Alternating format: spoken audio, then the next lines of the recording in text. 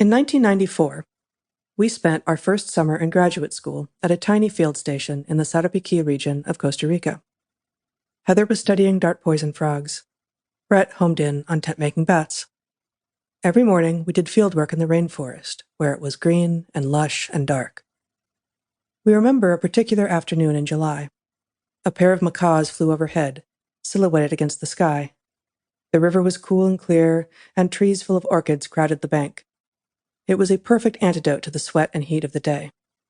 On beautiful afternoons like this one, we would walk across the paved road that went all the way to the capital, onto a smaller dirt road, and cross a steel bridge that spanned the Rio Sarapiquí to take a swim at the beach below.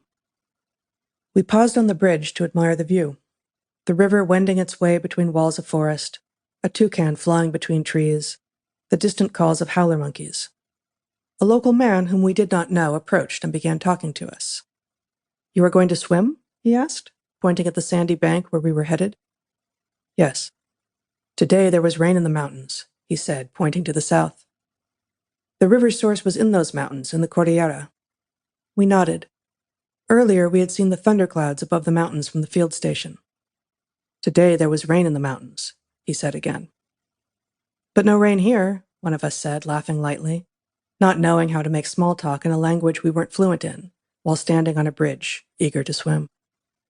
"Today there was rain in the mountains," he said a third time, more emphatically. We looked at each other. Perhaps it was time to take our leave, to walk down to the river and get in the water. The sun was now directly on us. It was desperately hot.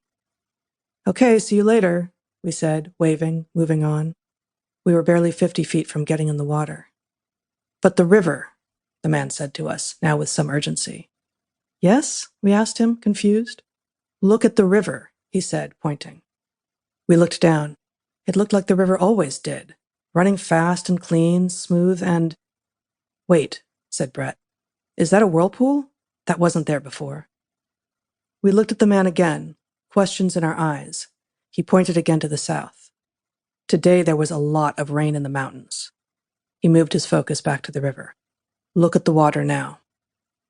In the moments we had been looking away, the water had come up visibly. It was moving chaotically, roiling. It had changed color, too. From dark and calm, it had become pale and filled with silt. In short order, it was filled with more than that. The three of us stood transfixed as the river rose spectacularly, many feet in just a few minutes. The beach disappeared under a huge volume of rushing water. Anyone on it would have been swept away. Debris, including several logs, began to hurtle past. Anything that hit that new whirlpool disappeared, then shot back up beyond the bridge.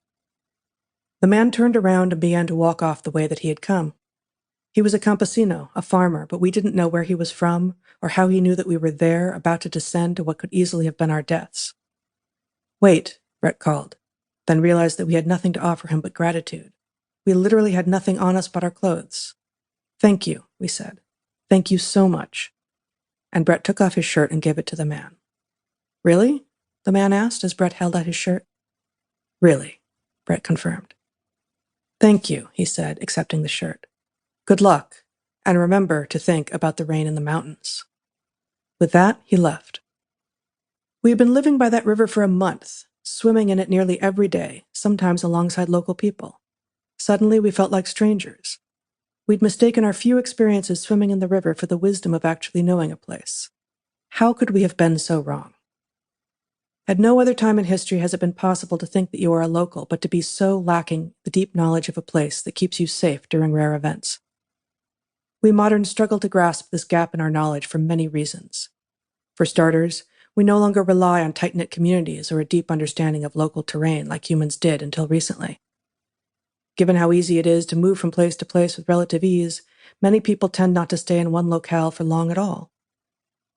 The facts of our individualistic lifestyles and transience tend never to strike us as odd, simply because we've neither seen nor can imagine an alternative to the world we live in right now. One where abundance and choice are ubiquitous, we rely on global systems too complex to understand, and everyone feels safe. Until they don't. Until they don't.